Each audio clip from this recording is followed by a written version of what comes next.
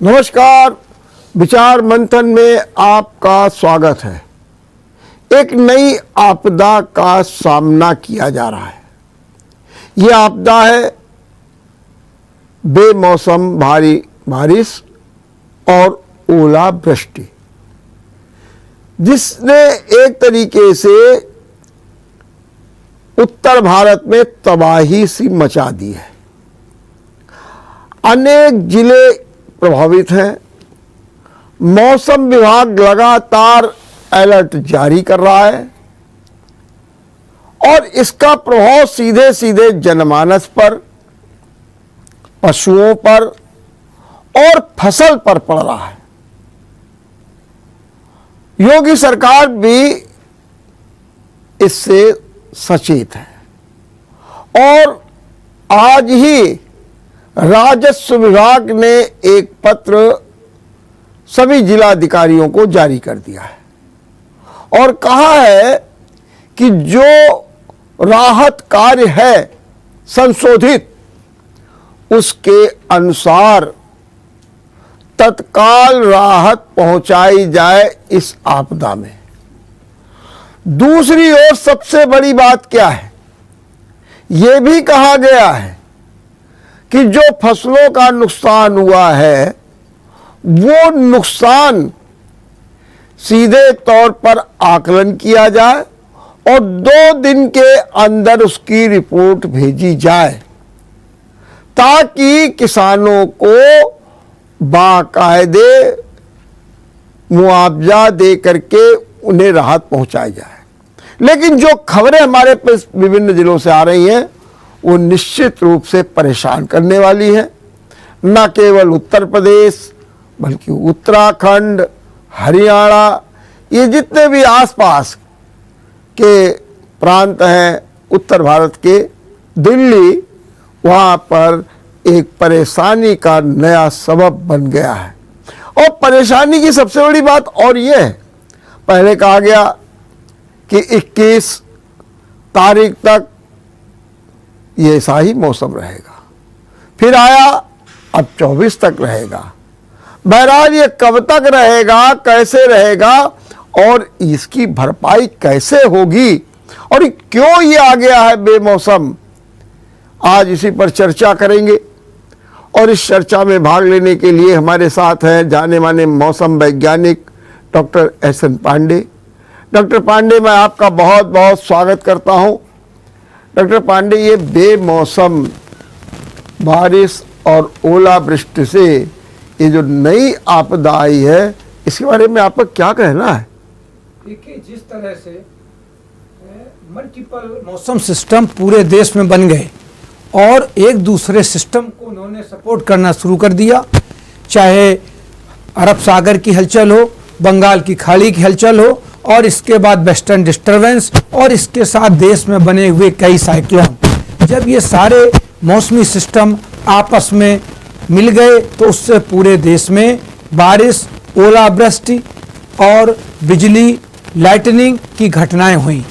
इससे किसानों के लिए तो एक बहुत बड़ी आपदा हो गई, क्योंकि इस समय खेतों में फसल तैयार होने को है और बहुत सी फसल तैयार है, लाही की फसल कट रही है और कटने को पड़ी हुई है। हम वैसे भी आईएमडी ने और सीएसए मौसम विभाग द्वारा लगातार इस बात की चेतावनी जारी की जा रही थी कि 17 तारीख से ओलावृष्टि और जो ये बारिश होती है ये प्री मानसून की बारिश कहलाती है। इसको हम बी मौसम बारिश नहीं कह सकते हैं, लेकिन ये प्री मानसून की बारिश होती है। इसमें दिक्कत ये आ गई कि जब पूरे देश में मल्टीपल मौसम सिस्टम बन गए तो उन्होंने एक दूसरे को सपोर्ट करना शुरू कर दिया। बंगाल की खाड़ी और अरब सागर से लगातार नम हवाएं पूरे उत्तर भारत तक आने लगी, जिससे क्लाउड फॉर्मेशन होने लगी। और इसमें एक खास बात होती है, जो हमारी प्री मानसून की बारिश होती है उसमें होता यह है कि कई तरह की हवाएं आपस में टकराती हैं। कहीं नम हवाएं आती हैं अरब सागर से, बंगाल की खाड़ी से नम हवाएं आती हैं, उत्तर पश्चिमी शुष्क हवाएं आती हैं। जब इस तरह के सिस्टम बनते हैं तो उसमें थंडर स्ट्रॉम और ओलावृष्टि जैसी घटनाएं, लाइटनिंग की घटनाएं, मेघ गर्जना, ये सारी चीजें होती हैं। लेकिन जब ज्यादा सिस्टम बन गए और लगातार आना शुरू हो गया तो दिक्कत हो गई। लेकिन पंडित जी, अभी आप कह रहे प्री मानसून, लेकिन आम जन तो ये जानता है कि प्री मानसून तो जून में आता है, और आप जो है इस समय बता रहे हैं कि प्री मानसून है, इसका क्या मतलब हुआ? देखिए, 1 जून से मानसून की बारिश होती है जी, और फिर इसके पहले जो ये बारिश होती है मार्च अप्रैल, ये सारी प्री मानसून की बारिश कहलाती है। लेकिन जब इस तरह की दिक्कतें आती हैं कि सिस्टम बहुत मजबूत बन जाते हैं और एक दूसरे सिस्टम को सपोर्ट करने लगते हैं, तो ये बारिश कोई ऐसा नहीं है कि उत्तर प्रदेश में या उत्तर भारत में हुई हो। ये बारिश पूरी दक्षिण भारत, उड़ीसा, कर्नाटक, गुजरात, महाराष्ट्र, कहीं ज़्यादा कहीं कम हुई है। लेकिन हमारा इस समय जो कानपुर रीजन है और जो पूर्वी उत्तर प्रदेश में, उसमें थोड़ी राहत है। लेकिन पश्चिमी उत्तर प्रदेश से लेके पूरे उत्तर भारत में बहुत ज़्यादा ओलावृष्टि हुई है और बहुत ज़्यादा किसानों को नुकसान हुआ है, और इसके लिए सरकार ने भी दिशा निर्देश जारी किए हैं। सरकार ने भी सरकार जो हमारी प्रदेश सरकारें हैं उनको निर्देश जारी किए हैं कि वे तुरंत इसका आकलन कराएं, और आकलन करने के बाद जो उनका अपना एक राहत कोष होता है, उससे राहत कोष से किसानों को पैसा भी दें। लेकिन इन सब कामों में बहुत देर लगती है, ये एक सरकारी काम है और थोड़ा टाइम जरूर लगता है। लेकिन इस पे सरकार जागरूक है, चाहे हमारी उत्तर प्रदेश सरकार हो और चाहे केंद्र सरकार हो। वो आपात बैठक भी कर रहे हैं और इसके लिए दिशा निर्देश भी जारी हो रहे हैं। और उन्होंने IMD से भी कहा है, उस दिन प्रधानमंत्री ने भी कहा है भारतीय मौसम विभाग से, और उसके दिशा निर्देश भी जारी हुए हैं। उन्होंने कहा है कि आप किसानों को और जनमानस को सरल भाषा में बताएं कि आगे का मौसम कैसा रहेगा। जिस तरह आप टेक्निकल भाषा बताते हैं वो ना बताएं। तो उस पर हम लोग विचार भी करते हैं और यही कहते हैं कि भाई अब आगे 2 दिन बूंदाबांदी होगी, अगले दिनों में इतना पानी बरसेगा, इस तरह की घटनाएं हो सकती हैं। और उसकी लगातार हमारा चंद्रशेखर आजाद कृषि विश्वविद्यालय लगातार हर चौथे दिन की फोरकास्ट करता है, और जब कोई आपात स्थिति ऐसी आती जैसे अब आ गई है, उसके लिए तुरंत हम लोग चेतावनी जारी करते हैं, अलर्ट जारी करते हैं। तो पांडे ये बताइए कि अभी आपने बताया कि ये जो परिस्थितियां पैदा हुई तो मल्टी कारणों से, आपने बहुत से कारण मौसम से, ठीक है, आपने बहुत अच्छी बात की। मेरा सवाल ये है कि ये जो मल्टी प्रमोशंस हुए वो क्यों हुए, क्या उसका कारण रहा? देखिए, जो वेदर सिस्टम होते हैं, तो वेदर सिस्टम बनने के लिए समुद्र का तापमान, जमीन से 5 किलोमीटर हवाओं की दिशा, 10 किलोमीटर हवाओं की दिशा, इसके बाद जेट स्ट्रीम, पृथ्वी की गति, सन कितना चमक रहा है, सूर्य भूमध्य सागर पे है या भूमध्य रेखा पर है या मकर रेखा पर है या कर्क रेखा पर है। ये सारे बहुत ऐसे फैक्टर होते हैं जो मौसम बनाते हैं, जिससे वेदर बनता है। किस सागर से हवाएं आ रही हैं, जैसे हमारा वेस्टर्न डिस्टर्बेंस जो होता है वो मेडिटेरियन सी, और जो हमारा भूमध्य सागर है वहाँ से जेट स्ट्रीम उन नम हवाओं को लेके पूरे उत्तर भारत पे लेके आती हैं, जो हमारे सर्दियों की बारिश होती है। इसके बाद जो दक्षिण पश्चिम मानसून होता है वो हमारा बंगाल की खाड़ी और अरब सागर से नम हवाएं आती हैं।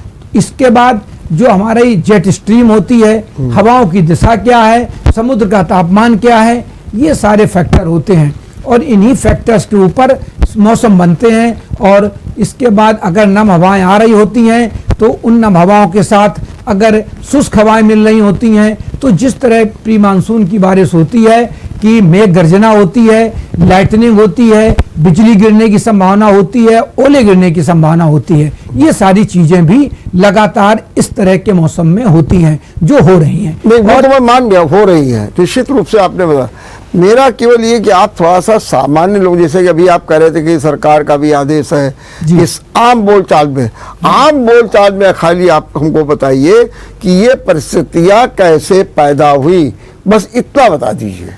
देखिए, जिस तरह से जलवायु परिवर्तन की बात हो रही है, हाँ। और हम सभी इस पे बात कर रहे हैं, लेकिन जिस तरह ठोस कदम होने चाहिए उस पे कहीं की भी देश की कोई सरकार काम नहीं करना चाह रही है, क्योंकि कोई भी अपने उद्योग बंद नहीं करना चाह रही है, कोई भी अपना नुकसान नहीं, सब अपना नफा नुकसान देख रहे हैं। जब तक देश अपना नफा नुकसान देखते रहेंगे तब तक जो हमारी पृथ्वी का तापमान बढ़ रहा है, जिसकी वजह से ग्रीन हाउस गैसेज बढ़ रही हैं और हमारी पृथ्वी का तापमान बढ़ रहा है, ये सारे ऐसे कारण हैं जो हमारे जलवायु परिवर्तन को कर रहे हैं। और इन जलवायु तापमान बढ़ने से देखिए आप, ग्लेशियर 30% कम अब की बार बर्फबारी हुई है। अगर 30 से 40% बर्फबारी कम होती है तो इसका असर जानते हैं आप क्या होगा? गर्मियों में पानी की कमी होगी पूरे देश में और पूरी दुनिया में।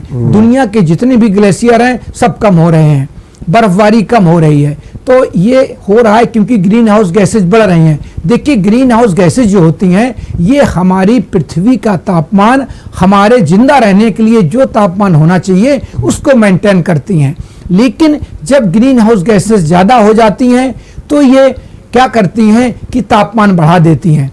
और तापमान अगर आधा डिग्री बढ़ता है तो उस पर इतना बड़ा असर होता है जो हमारी मानव हेल्थ पे असर डाल रहा है, एनिमल हेल्थ पे असर डाल रहा है और हमारी फसलों को, खाद्यान्न उत्पादन को प्रभावित कर रहा है। चलिए, ग्रीन हाउस जो गैस आपने बताई है जी, तो सरकार ने भी बजट पे प्रावधान किया है। जरा आम लोगों को बताइए ग्रीन गैस हाउस है क्या और इसके लिए क्या किया जाना चाहिए? बिल्कुल, जिस तरह हम कार्बन उत्सर्जन कर रहे हैं, कार्बन जो सबसे बड़ा जो ग्रीन हाउस गैसेज में कारक है वो कार्बन का होता है। ये कैसे हो रहा है? देखिए जितनी भी हमारे यहाँ व्हीकल्स हैं, हाँ, जितनी भी हमारे यहाँ फैक्ट्रीज हैं, अब जैसे आप देखिए कानपुर में पनकी में इतना बड़ा कोयला का जो एशिया की सबसे बड़ी मीनार है वो बनाई गई है और उसमें उत्पादन शुरू होगा। तो निश्चित रूप से ये सारे कारक जो हैं ये हमारी कार्बन उत्सर्जन को बढ़ा रहे हैं। और कार्बन उत्सर्जन के बाद जो हमारे बड़े बड़े मेट्रोपॉलिटन सिटी हैं वहां पे हम लोगों ने हीट आइलैंड बना दिए हैं और वहां लाखों करोड़ों की संख्या में हमारी व्हीकल्स हैं।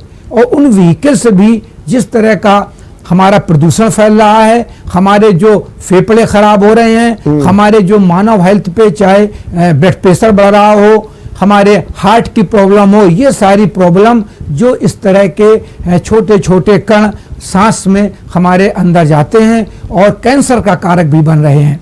आप देखिए अब की बार हर घर में वायरल फीवर हुआ। तो जब क्लाइमेट चेंज का बात होती है और देखिए अभी 2 दिन बाद टेम्परेचर जो मिनिमम टेम्परेचर है, जिस तरह की हवाएं चलने का मौसम हमारे जो मॉडल है वो दिखा रहे हैं, तो उत्तर पश्चिमी सर्द हवाएं 22 तारीख की सुबह से चालू हो जाएंगी। तो मुझे लगता है 22 तारीख को कम से कम 4 से 5 डिग्री तापमान गिरना चाहिए। और जब मिनिमम तापमान और मैक्सिमम तापमान में बहुत ज्यादा वेरिएशन होता है, अंतर होता है, तो वो सीधे ह्यूमन हेल्थ को प्रभावित करता है। उसका कारण ये होता है कि हम सुबह निकले घर से 10 बजे तो टी शर्ट पहन के निकल लिए, लेकिन रात में जब हम आएंगे तो निश्चित रूप से हमको सर्दी लगेगी या सुबह हम कहीं निकल जाएंगे। तो जब वेरिएशन बहुत होता है तो ये ह्यूमन हेल्थ को प्रभावित करता है, तमाम तरह के वायरल फीवर और बीमारियां आती हैं। एक बात ये रही कि कार्बन का मतलब काले धुएं से है, जो धुआं निकलता है उसमें जो कण होते हैं जी, उन्हीं से तो मतलब है आपका? जी बिल्कुल, जो कार्बन है वो 125 साल तक खत्म नहीं होता है। ये आपको एक सबसे बड़ी बात है। और इसका खत्म करने के लिए आप सिर्फ उत्सर्जन रोक सकते हैं। जो सबसे बड़ा कारक है हमारी ग्रीन हाउस गैसों को बढ़ाने का वो कार्बन का ही है। और कार्बन हर जगह उत्सर्जन होता है, चाहे हम हमारे वन जल रहे हों, चाहे वनों में आग लग जाए, चाहे पेड़ पौधों में आग लगे, या फिर इसके बाद हमारे जितने भी व्हीकल हैं उनमें जो उत्सर्जन हो रहा है, हमारे जनरेटर हैं, इसके बाद जो हमारे एसी चलते हैं बड़े बड़े शहरों में, एसी से भी गैसेज निकलती हैं, इसके बाद भी मीथेन और भी कई तरह के ग्रीन हाउस गैसेज हैं जो हर एक में गैसेज निकलती हैं। देखिए कोई भी चीज़ आप जलाइए या कोई भी चीज़ आप एनर्जी जिससे निकल रही है उसमें ग्रीन हाउस गैसेज निकलती हैं। और जैसे कि जगह जगह कूड़ा जला दिया जाता है, वो भी बहुत बड़ा हानिकारक होता है। तो देखिए लोग जागरूक हो रहे हैं और हम सभी को जागरूक होने की जरूरत है कि कूड़ा हम ना जलाएं। वो भी उस पर कार्य कर रही, सरकारें भी काम कर रही हैं और बड़े बड़े इंस्टीट्यूशन भी इस पे काम कर रहे हैं। और हम लोग लगातार किसानों के घर जाते हैं, किसानों के गांव में जाते हैं, वहाँ हम लोग गोष्ठी करते हैं, उन्हें बताते हैं भाई पराली मत जलाइए, आप पराली मत जलाइए, पराली खेत में रहने दीजिए, इस तरह उसका यूज करिए। और कई चीजें हैं जो पराली से हम बना सकते हैं, उसके लिए भी किसानों को गोष्ठी करके और बड़ी बड़ी गोष्ठियां करके उनको समझाते हैं। एक बात जरा हमको ये भी बताइए, ये जो कार्बन का उत्सर्जन है जी। केवल उसको रोका कैसे जा सकता है? उसके लिए ये वैकल्पिक साधन है, जैसे सौर ऊर्जा की बात की जाने लगती है, कभी कभी दूसरे संसाधन की बातें, उससे रोका जाना चाहिए, या कुछ ऐसे प्राकृतिक साधन भी हैं जिनके द्वारा भी रोका जा सकता है? वो बहुत बुनियादी कौन है जिनमें सबसे ज़्यादा हम लोग चर्चा किया करते हैं? वृक्षारोपण करो, वृक्षारोपण है, और कहाँ होता है, कैसे होता है, ये किसी से छिपा नहीं है। देखिए, इसके लिए हमें बहुत काम करने की जरूरत है। हर आदमी को जागरूक होने की जरूरत है। हम बर्थडे पे हरे पेड़ लगाएं, और हमें ये करना है, हमें नई चीजें खरीदने से बचना है। हमें अपनी गाड़ियां इस्तेमाल करने पर रोक लगानी है। एक घर में 10-10 गाड़ियां होती हैं, आप देखिए हर आदमी अपनी अलग गाड़ी से जा रहा है, तो हमें ये सब पे रोक लगानी पड़ेगी। और सरकारें इस पे काम भी कर रही हैं। उन्होंने 20 साल पुरानी गाड़ियों पे भी रोक लगाई है, बड़े शहरों में 10 साल की डीजल गाड़ियों पर रोक लगाई है, और उत्तर प्रदेश सरकार ने भी जितनी भी सरकारी पुरानी गाड़ियां हैं उनको सबको उन्होंने कंडम घोषित करने के लिए आदेश जारी कर दिए हैं। तो ये हमारे बहुत से ऐसे कदम हैं जिससे हम ग्रीन हाउस गैसेस का उत्सर्जन और पृथ्वी के तापमान बढ़ने को रोक सकते हैं। और जब इस पे हम अपने घरों में थोड़ा ग्रीन रखें, पत्थर कम करें, और जो हमारे कंक्रीट के जंगल बना रहे हैं इसको भी हमें रोकना पड़ेगा। लेकिन पंडित ये थोड़ा सा आपको और बताइए कि जैसे इस समय जो आपदा आई है जी, ये किन किन फसलों को अपने चपेट में ले रही है और जिसका नुकसान हो रहा है? कहते हैं सब्जी और तरकारी और ये सब कुछ, खीरा और ककड़ी से नहीं क्या क्या सब आ रहा है। आप जरा समझाइए कि प्री मानसून की जो बारिश होती है उसमें आपसे बताया हमने, ये ज्यादातर सुबह और शाम को होती है। ठीक है। और इसमें तेज हवाएं चलती हैं, और जब तेज हवाओं के साथ ओलावृष्टि हो जाती है और तेज हवाओं के साथ पानी भी बरस जाता है, तो जो फसलें हमारी तैयार खड़ी होती हैं वो गिर जाती हैं। आप तस्वीर देखिए, इस समय हर जगह जाइए आपको एकदम पस्त खेत मिलेंगे पूरे। मैंने कल हमारा एग्रोमेट्रोलॉजी विलेज है वहाँ का दौरा किया था, तो चाहे गेहूं की फसल हो, चाहे वहाँ आलू की फसल हो जो खोदा गया था, या हमारे यहाँ राई की फसल हो, सब किसानों खेतों पर पड़ी थी। तो इसके लिए एडवाइजरी जारी करी गई है, क्योंकि अभी इसके बाद एक वेस्टर्न डिस्टर्बेंस और दिखाई पड़ रहा है, जो हमारे मौसमी मॉडल कह रहे हैं हो सकता है कि 24-25 तारीख के बाद वो भी अगर मजबूत हो जाता है, जिस तरह से सिस्टम और भी सपोर्टिंग सिस्टम बन जाते हैं, तो निश्चित रूप से हम लोगों ने किसानों को सलाह दी है कि वो जल्दी से जल्दी जैसे मौसम खुले अपनी फसल को काट के गोडाउन में सुरक्षित स्थानों में पहुंचा लें, और जो खेतों में पड़ी हुई है उसको भी चाहे तिरपाल से ढकें या टीन सेट में रखें, या उसके बाद कोई भी चीज से सुरक्षित रखें, अपने घरों में रखें उसको। इस तरह के एडवाइजरी भी हम लोग जारी कर रहे हैं। लेकिन देखिए, जो मौसम की बात है ना, मौसम के लिए जो अब तकनीकी डेवलप हो रही हैं वो प्री मानसून की बारिश पे कम काम करती हैं। उसका कारण ये होता है कि इसमें जो क्लाउड फॉर्मेशन होती है वो पैचिंग में होती है, कि वो थोड़ी दूर पे हो गई, कहीं नहीं हुई। तो होता क्या है, कहीं कहीं तेज बारिश हो जाती है, कहीं कहीं ज्यादा ओलावृष्टि हो जाती है, कहीं कहीं मेघ गर्जना हो जाती है और बिजली गिरती है। तो इसमें आप सिर्फ सुरक्षित हो सकते हैं जैसे बिजली गिरने में होती है। अगर पानी बरस रहा हो आप पेड़ के नीचे मत खड़े होइए, आप छाता लेके मत खड़े होइए, घरों की बिजली ऑफ कर दीजिए, आप मोबाइल यूज मत करिए। तो ये सारे हम लोग लगातार किसानों को समय समय पर आपके टीवी के जरिए, आपके अखबारों के जरिए या पंपलेट के जरिए और गोष्ठियां करके हम लोग लगातार गाँव में और शहरों में आप देखते हैं प्रचार किया जाता है, सरकार के द्वारा भी और इंस्टीट्यूशन के द्वारा भी। लेकिन हमको ये भी थोड़ा सा समझाइए कि अलर्ट होता है, आप कहते हैं मौसम विभाग ने अलर्ट किया है, 62 जिलों में अलर्ट किया है, 21 जिलों में अलर्ट किया है, ऑरेंज जो है अलर्ट किया है।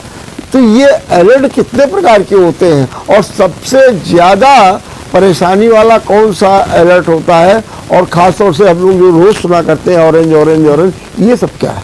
देखिए, ऑरेंज रेड अलर्ट होता है। तो होता है कि रेड अलर्ट में होता है कि बहुत ज़्यादा बारिश होगी तो आप घर से बाहर ना निकलें। हाँ जी। बिल्कुल आप अवॉइड करें, क्योंकि बड़े शहरों में होता क्या है, जब बहुत कम समय में घंटे या 2 घंटे के अंदर 50-60 मिलीमीटर पानी हो जाता है तो जल भराव की समस्या हो जाती है। तो उससे सभी को उसका सामना करना पड़ता है, क्योंकि कहीं भी हमारा ड्रेनेज इतना अच्छा नहीं होता है कि वो इतना पानी 1 घंटे में बरस जाए और वो तुरंत निकल जाए। उसमें टाइम लगता है, उसमें 4 घंटे लगते हैं, 5 घंटे लग जाते हैं। तो ये जलवायु परिवर्तन की जो स्थितियां हो रही हैं उनमें सबसे बड़ी बात ये हो रही है कि एक्सट्रीम इवेंट्स हो रहे हैं। एक्सट्रीम इवेंट्स में क्या है कि एक तो बारिश होती नहीं है, और अगर बारिश होती है तो 50 से 60 मिलीमीटर, और अब की बार तो 117 मिलीमीटर बारिश 24 घंटे में दर्ज की गई है, जो बहुत भारी बारिश की श्रेणी में आती है। ये किसानों के लिए, जानवरों के लिए, मानव के लिए, शहरों के लिए, कहीं के लिए भी अच्छी नहीं कही जा सकती है। तो इसमें इसीलिए हम लोग अलर्ट जारी करते हैं कि अगर रेड अलर्ट जारी है तो निश्चित रूप से सभी को, जनता को ये पता लग जाए कि आप लोग घर से तभी बाहर निकलिए जब बहुत जरूरी काम हो, और नहीं तो आप आज अवॉइड करिए। और अगर ऑरेंज अलर्ट होता है तो उसमें ये होता है कि पानी भाई थोड़ा कम बरसेगा, लेकिन एक बात इस समय खास बात होती है कि जो प्री मानसून की बारिश है, इसका जो पैटर्न होता है वो पैटर्न बिल्कुल अनोखा होता है कि कहाँ पे ओले गिर जाएं, कहाँ पे क्लाउड फॉर्मेशन हो जाए, क्योंकि इस समय जब हवाओं की दिशा एक तरह से होती है, जैसे जब वेस्टर्न डिस्टर्बेंस आते हैं तो आप देखते हैं कि बादल आ गए और ठंडक कम हो जाती है, लेकिन जैसे ही वेस्टर्न डिस्टर्बेंस आगे निकल जाते हैं फिर इसके बाद उत्तर पश्चिमी सर्द हवाएं पूरे हिमालय पर्वत और पहाड़ों से होकर गंगा के मैदानी भागों में असर दिखाती हैं और तुरंत तापमान गिरते हैं। यही स्थिति 22 तारीख को भी आएगी कि हवाओं की इस समय अरब सागर से भी हवाएं आ रही हैं, बंगाल की खाड़ी से भी हवाएं आ रही हैं, और जो हमारे हजारों किलोमीटर दूर मेडिटेरियन सी है और भूमध्य सागर है, कैस्पियन सागर है, वहाँ से भी जेट स्ट्रीम नमी ला रही हैं और हवाएं आ रही हैं। और ये जब हवाएं मिक्स होती हैं तो ये थंडर स्टॉर्म करती हैं और ओले गिराती हैं और बारिश भी तेज होती है और सबसे ज़्यादा लाइटनिंग की घटनाएं हो रही हैं। और पिछले में हमारे पास जो रिकॉर्ड है उसमें ये देखने में आ रहा है कि लाइटनिंग की घटनाएं हर साल दर साल बढ़ती जा रही हैं। जो बारिश के दिन हैं वो कम हो रहे हैं और जो बारिश हो रही है वो ज़्यादा होती है। वो एक दिन में बारिश जब हुई तो पता लगा इतनी बारिश हो जाती है कि वो किसानी के लिए, खेतों के लिए, फसलों के लिए, जनमानस के लिए, पशुओं के लिए, सबके लिए नुकसान करती है और ये परेशान करती है। लेकिन ये क्या कारण होता है कि जैसे इस समय मौसम चल रहा है, इसमें अभी आप बीच में थोड़ा जिक्र भी कर रहे थे, इसमें सुबह बारिश होती है और या फिर रात को बारिश जी, इसका कारण ये होता है हाँ, और दिन में कहिए पूरी दिन में धूप निकल, देखिए लेकिन दिन और कहिए सुबह 10 बजे तक। इसका जो टेक्निकल चीज है होता है क्या है, जब तापमान बढ़ता है, तापमान बढ़ने के बाद हवाएं गर्म होती हैं और जैसे ही ऊपर उठती हैं तो जब ऊपर उठती हैं तो ऊपर क्या होता है, ऊपर नमी होती है तो फिर क्लाउड फॉर्मेशन हो जाती है। और क्लाउड फॉर्मेशन जब होती है, जब अगर तो होता क्या है, जब कई तरह की हवाएं मिल रही होती हैं तो उसमें मेघ गर्जना वाले बादल बनते हैं और ओले गिरते हैं, बारिश होती है। इसलिए जो इस तरह की जब कई तरह की हवाएं मिलने वाली होती हैं, और प्री मानसून में यही होता है, प्री मानसून में कभी भी एक तरह की हवाएं नहीं चलती हैं, हर पल हवाएं बदलती हैं और जहां जहां भी हमारे वाटर बॉडी है वहां से हवाएं आती हैं। क्योंकि हमारे यहाँ जो बारिश होती है वो अरब सागर से, बंगाली खाड़ी से और कैस्पियन सागर और मेडिटेरियन सी से होती है और सब जगह से हवाएं आती हैं और साइक्लोन बने होते हैं। तो ये सारे जितने भी वेदर सिस्टम हैं, चाहे WD हो, वेस्टर्न डिस्टर्बेंस हो, चाहे हमारे साइक्लोन हो, चाहे एंटी साइक्लोन हो, जब ये सारे सिस्टम काम करने लगते हैं तो इसमें थंडर स्टॉर्म वाले क्लाउड बनते हैं, बिजली गिरती है तो और इनका पेचिंग भी होती है। इसमें ऐसा नहीं है कि ये कानपुर में गिर गया और कानपुर देहात में ना हो, क्योंकि आपने देखा अभी कई जिलों में बहुत बारिश हुई है और फिर जैसे इसका पश्चिमी उत्तर प्रदेश तक ज्यादा असर था, लेकिन हमारा पूर्वी उत्तर प्रदेश पे असर कम था। लेकिन जिस तरह से आप सिस्टम बने हैं तो हो सकता है कि क्योंकि सिस्टम स्लो भी होते हैं, एक चीज और होती है, कभी सिस्टम की मूविंग जो होती है वो स्लो हो जाती है, कभी फास्ट हो जाती है। तो होता क्या था, ये जो सिस्टम थोड़ा स्लो मूविंग हो गया क्योंकि 2 साइक्लोन बन गए। जब 2 साइक्लोन बन गए तो उन्होंने हवाओं को थोड़ा धीमा कर दिया, तो ये सिस्टम धीमे धीमे आगे बढ़ रहा है और इसका सपोर्टिंग के लिए वेस्टर्न डिस्टर्बेंस आ गया। तो वेस्टर्न डिस्टर्बेंस ने भी इसको सपोर्ट कर दिया। तो जब अरब सागर, बंगाली खाड़ी और वेस्टर्न डिस्टर्बेंस, साइक्लोन, ये सारे वेदर सिस्टम जब सपोर्टिंग में आ गए तो पूरे देश में कहीं ओले गिरे, कहीं बारिश हुई, कहीं ज़्यादा बारिश हुई, कहीं कम बारिश हुई। तो इस तरह की घटनाएं ये लगातार होती हैं। अच्छा, इसकी जानकारी आप लोगों को थ्रू कंप्यूटर ही मिलती है या और कोई संकेत आपको ऐसे मिलते हैं? देखिए, जो हमारे पास जो डाटा है, हाँ। वो 121 साल का डाटा हमारे भारतीय मौसम विभाग के पास है और हमारे कानपुर सेंटर के पास 1971 से लेके आज तक का डाटा है, करीब 50-52 साल का। हम इस डाटा का एनालिसिस करते हैं और इसके बाद भी हमारे कई मॉडल, वेदर मॉडल भी होते हैं जो अलग अलग बताते हैं, जो हर चीज़ को, वो समुद्र के तापमान को, हवाओं की दिशा को, हवाओं की स्पीड को, हवाएं और हवाओं की जो ऊंचाई होती है कि 5 किलोमीटर पे हवाएं कैसी चल रही हैं, 10 किलोमीटर हवाएं कैसी चल रही हैं और 20 किलोमीटर हवाएं कैसी चल रही हैं। और इसके बाद एक जो हमारी अर्थ होती है उस पर जेट स्ट्रीम चलती है, वो नॉर्थ हेमिस्फीयर भी चलती है और साउथ हेमिस्फीयर भी चलती है और उसके साथ हमारी पृथ्वी भी घूम रही होती है और सूर्य की कहाँ पे ज़्यादा चमक रहा है। ऐसे बहुत से फैक्टर हैं जो हमारे मौसम को बनाते हैं और जिससे हमारा मौसम बदलता है। तभी हम लोग कहते हैं कि मौसम की तरह से बदल तो नहीं जाओगे। ठीक बा, लेकिन कितने दिनों पहले आप लोगों को इस बात के संकेत मिल जाते हैं जब आप भविष्यवाणी करते हैं? देखिए, हमारे यहाँ 3 तरह की फोरकास्टिंग करी जाती है। हाँ। एक दीर्घकालीन होती है और शॉर्ट कालीन में एक 4 डेज की होती है और एक 7 डेज या 10 डेज की होती है। लेकिन देखिए, जितनी हम पहले फोरकास्ट करते हैं उसमें लगातार 100% भी बदलाव के चांसेस बने रहते हैं, क्योंकि हमें ये नहीं पता लगता कि हवाओं की कब दिशा चेंज हो जाएगी, क्योंकि पूरी पृथ्वी की कहाँ घूम रही है, सूर्य कहाँ पे है, सूर्य नॉर्थ हेमिस्फीयर में है कि साउथ हेमिस्फीयर में है कि इस समय भूमध्य रेखा के ऊपर है। तो देखिए, इसके बाद हमारे जो प्रशांत महासागर है, हिंद महासागर है और जितने भी हमारे बड़े बड़े सागर हैं, इनके तापमान क्या हैं।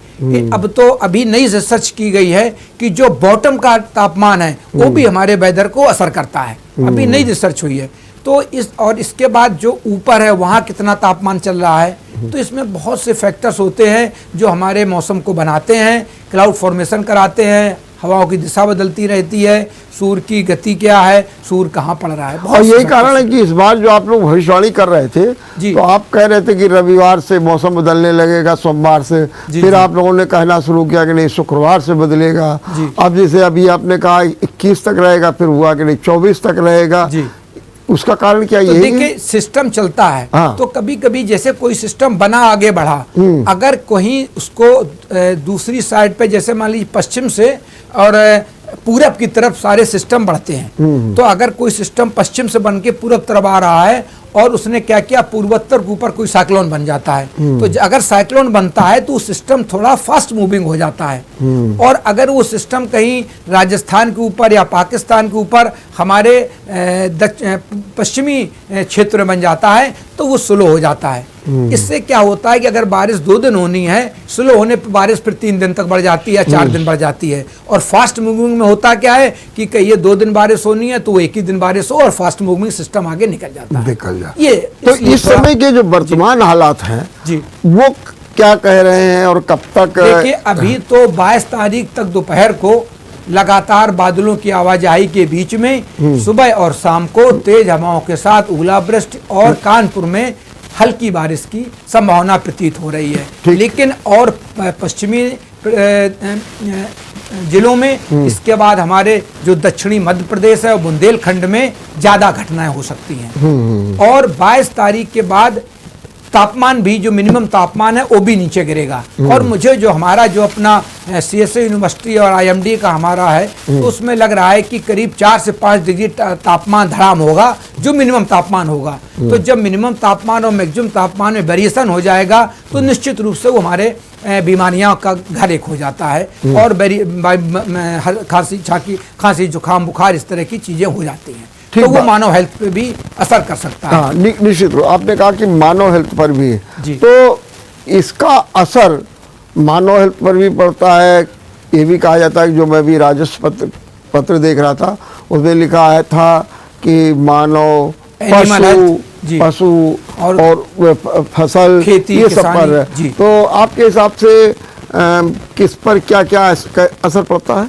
देखिए, सबसे पहले जो हमारा जलवायु परिवर्तन और ये का असर हो रहा है, नंबर एक मानव हेल्थ जो सबसे जरूरी है। और मानव हेल्थ जब हमारी दिक्कत होती है हर घर में, तो हमारे खर्चे बढ़ते हैं, तो हमें वित्तीय की दिक्कत होती है घरों में। इसके बाद एनिमल हेल्थ, जब जानवर हमारा बीमार होते हैं, तमाम दिक्कतें होती हैं, हमें उनके लिए सेट ढूंढना पड़ता है, बहुत सी ऐसी चीजें हैं। इसके बाद जो सबसे बड़ा खाद्यान्न उत्पादन पे असर आ रहा है, और आप देखिए पूरी दुनिया इससे प्रभावित हो रही है। कोई ऐसा नहीं कि हमारा उत्तर प्रदेश या हमारा देश प्रभावित हो रहा है, लेकिन खाद्यान्न उत्पादन अगर कम होगा तो निश्चित रूप से हम लोग भुखमरी के ऊपर भी बढ़ सकते हैं। और इसी सबसे ज्यादा असर इसी को हो रहा है, क्योंकि इतनी अनिश्चितता होती है मौसम पे, उस पे हम सिर्फ जैसे अब किसानों से हम लोग कह रहे हैं कि फसल को सुरक्षित कर ले, तो वो बेचारा कैसे सुरक्षित कर सकता है? वो या तो 2 घंटे मौसम खुला तो वो तुरंत काटे अपनी फसल और अपने अंदर सुरक्षित स्थानों में रख ले, लेकिन इतनी जल्दी ये सब हो नहीं सकता है। तो जो हम लोग 8 दिन पहले या 4 दिन पहले एडवाइजरी जारी करते हैं, अब जैसे हम लोगों ने कहा था कि भाई अब किसान बिल्कुल जो भी इरिगेशन की गतिविधियां कर रहे हैं उनको बिल्कुल स्थगित कर दें, तो वो तो रोक दी जाती है, भाई हम सिंचाई नहीं करेंगे। लेकिन अब जो फसल कटी पड़ी थी उसके लिए हम लोगों ने 15 या 14 तारीख से ही या 12 तारीख से ही कहना शुरू कर दिया था कि जो फसल आप काटें उसको खेतों में मत रखें, उसको तुरंत सुरक्षित स्थानों में पहुंचा दें। तो इसी तरह हम लोग किसानों को सलाह, जनमानस को सलाह सरकार द्वारा, IMD द्वारा और हमारी शेष आजाद यूनिवर्सिटी द्वारा समय समय पर अखबारों के माध्यम से, टीवी के माध्यम से, पत्रिकाओं के माध्यम से देते रहते हैं। और अब लोग जागरूक भी हो रहे हैं। मैं आपको बता रहा हूं कि पहले अगर 10 किसानों के फ़ोन आते थे, तो अब दिन में हमारे यहाँ 50 से 60 किसान इस बात पे फ़ोन करते हैं कि साहब अब कल कैसा मौसम रहेगा, साहब कल पानी कैसा बरसेगा। इसके बाद जनमानस भी, कानपुर ऐसे शहर में भी मुझे लगता है कि 10-20 फोन रोज डेली मेरे पास आते हैं कि सर बता दीजिए रात में क्या पानी तो नहीं बरसना है, मुझको स्लिप डालनी है, या सर मुझको ये काम करना है, या मेरे यहाँ शादी ब्याह का फंक्शन है। तो हम लोग इसके बारे में कोशिश करते हैं कि अच्छी सही फोरकास्ट हो, लेकिन फोरकास्ट में 70 से 80% तक होने की उम्मीद रहती है। और कभी कभी जब इस तरह के मौसम हो जाते हैं तो फिर फोरकास्ट भी कभी कभी ठीक नहीं होती है। निश्चित रूप से मतलब अब लोगों में ये जागरूकता आई है कि हम फला काम करने जा रहे हैं, हम स्टेशन जा रहे हैं, ये तो मौसम कैसा रहेगा, जी बिल्कुल, ये शुरुआत हो गई। और किसानों को तो अब बहुत जागरूक हो गए हैं। किसान जब जाता है सुबह तो फोन करता है, सर आज मैं अपनी फसल काट लूं, ऐसा तो नहीं है पानी बरसेगा? तो हम लोग कहते नहीं, आज आप काट लो, शाम को चांसेज हैं, दिन में 4-5 घंटे आपके पास टाइम है। हाँ, तो और वो पूछता भी है कि सर क्या सिंचाई कर लूं मैं? तो हम लोग कहते नहीं, अब आप रुक जाइए, इस हफ्ते में निश्चित से 10 से 15 मिलीमीटर तक पानी बरस जाएगा। जैसे हमारे यूनिवर्सिटी ने जो फोरकास्ट की थी वो 15 से 20 मिलीमीटर तक फोरकास्ट थी, और आज हमारे यहाँ 16.2 मिलीमीटर पानी हमारी ऑब्जर्वेटरी में रिकॉर्ड किया जा चुका है। लेकिन जब कभी कभी मौसम इस तरह के बदल जाते हैं, सपोर्टिंग सिस्टम बन जाते हैं, तो बारिश ज्यादा होती है। लेकिन अभी भी जो हमारी फोरकास्ट चल रही है वो ठीक ही चल रही है, उसमें कोई बहुत ज्यादा डिफरेंस नहीं। तो पंडित ये बताइए कि ऐसे समय पे जी 2 लोगों के बारे में हमको जानना है। एक तो आम जन को क्या करना चाहिए, खास तौर से जो इस समय का मौसम चल रहा है, आपकी क्या एडवाइस है? आपने किसानों के लिए कहा कि भाई वो ऐसा कर ले। देखिए, हमने किसानों को सलाह दी है हाँ। कि वो निश्चित रूप से अब पूरे हफ्ते तक सिंचाई की गतिविधियां बिल्कुल स्थगित कर दें। ठीक। नंबर दूसरा, हमने उनसे कहा कि जिन्हों की फसल जो पक रही हो, अगर वो 4 घंटे भी धूप निकल रही है तो उतनी काटें जिसको वो सुरक्षित स्थानों पर पहुंचा दें। और इसके बाद हमने ह्यूमन को, जो जनरल पब्लिक है, उसके लिए कहा कि आप देखिए, आप सुबह जैकेट पहन के निकलें, क्योंकि बच्चे होते हैं हमारे यहाँ, महिलाएं होती हैं, वो थोड़े कपड़े बच्चों को लेके बाहर निकल जाती हैं, और जब शाम को घर लौटती हैं तो निश्चित रूप से वो बीमार हो जाते हैं, बच्चे भी हो जाते हैं, बड़े भी हो जाते हैं। और इस समय आप देखते हैं कई तरह के वायरल फीवर भी चल रहे हैं, और डॉक्टर भी हमको लगातार एडवाइस कर रहे हैं कि अगर लगातार 5 से 6 दिन तक आपको बुखार आता है तो आप कृपया करके किसी प्राइमरी हेल्थ सेंटर में जाइए या किसी अच्छे डॉक्टर से दवा ले लीजिए। ऐसा नहीं है कि आप घर में अपना इलाज कर रहे हैं। और हम लोग जनमानस की भी सलाह दे देते हैं कि भैया छाता लेके निकलना, कपड़े पहन के निकलना, और अगर ज़्यादा बारिश है तो बाहर निकलना आप अवॉइड करिए। आज काम अगर रुक सकता है तो उसको जब मौसम खुल जाए तब आप करिए। एक चीज़ पंडित और बताइए कि जलवायु में लगातार परिवर्तन हो रहा है, सब कुछ हो रहा है, और गवर्नमेंट भी अपने तरीके से काम कर रही है, इसमें भी दो राय नहीं है, लेकिन जो हालात ही बीच में बन जाते हैं, इनसे निपटने के लिए सरकार को या विश्वविद्यालय को खास तौर से क्या करना चाहिए? देखिए, हम लोग तकनीकी भी अब बढ़ा रहे हैं। पहले क्या होता था कि पूरे जिले में सिर्फ एक ही स्टेशन होता था जहां सारे वेदर डाटा हमारे रिकॉर्ड किए जाते थे। अब इस पे गवर्नमेंट भी कर रही है कि हर ब्लॉक स्तर पर एक ऑटोमेटिक वेदर स्टेशन लगाया जाए और वहां पे एक मौसम संबंधी एक व्यक्ति हो। जैसे हम लोग के 23 कृषि विज्ञान केंद्र हैं। हाँ। जो हमारा जुडक्शन है वहाँ पे 23 कृषि विज्ञान केंद्र हैं, जहाँ पर किसानों को हर फसल का हर एक स्पेशलिस्ट बैठा हुआ है। उससे आप चाहे बागवानी की बात कर सकते हैं, चाहे आप फसलों की बात कर सकते हैं। हर फसल का एक एक स्पेशलिस्ट हर केवीके में वैज्ञानिक होता है, जिससे आप समय रहते अपने नज़दीक के कृषि विज्ञान केंद्र में जाके इसकी सलाह ले सकते हैं। और इसके बाद हमारे यहाँ टोल फ्री नंबर भी है, यूपी गवर्नमेंट का भी है, और जो 4 विश्वविद्यालय हमारे काम कर रहे हैं हमारे उत्तर प्रदेश में सभी जगह है। इसके बाद लगातार हम लोग हर अपने जुडिक्शन में लगातार गोष्ठियाँ करते रहते हैं और अपने मुख्यालय में किसानों की रैली करते हैं, बड़े किसानों को बुलाते हैं। इसके बाद हमने बहुत से व्हाट्सएप ग्रुप भी बना दिए हैं, क्योंकि आप देखते हैं कि अब हर आदमी हर घर में एक फ़ोन, लड़का स्मार्टफोन इस्तेमाल कर रहा है। हमने एक अपना ऐप भी डेवलप किया है, उसका नाम है CSAU वेदर है। उस पर आप लगातार रोज की जानकारी ले सकते हैं। तो आप एप्पल स्टोर पे या गूगल स्टोर पे जाइए और उसको डाउनलोड कर लीजिए। उस पर आपका रोज का हाल, आपके शहर का हाल मिल जाएगा। नहीं, ये आप तो फैसिलिटीज दे रहे हैं, बहुत अच्छी बात है, लेकिन क्या सरकार को या विश्वविद्यालयों को और क्या करना चाहिए, क्या सोचना चाहिए? कोई ऐसा रिसर्च वर्क करना चाहिए ताकि आने वाली जो ये आपदा है इससे हम लोगों को राहत मिल सके, किसानों को राहत मिल सके। वही तो मैंने आपको बताया कि अब ब्लॉक स्तर पे हम ऑटोमेटिक वेदर स्टेशन लगाने की सरकार की योजना है। और इसके बाद डॉपलर रडार भी होते हैं, जिसकी जो रेंज होती है वो 300 से 400 किलोमीटर होती है। वो डॉपलर रडार जैसे लखनऊ हमारे यहाँ है और इधर इलाहाबाद में है, दिल्ली में है।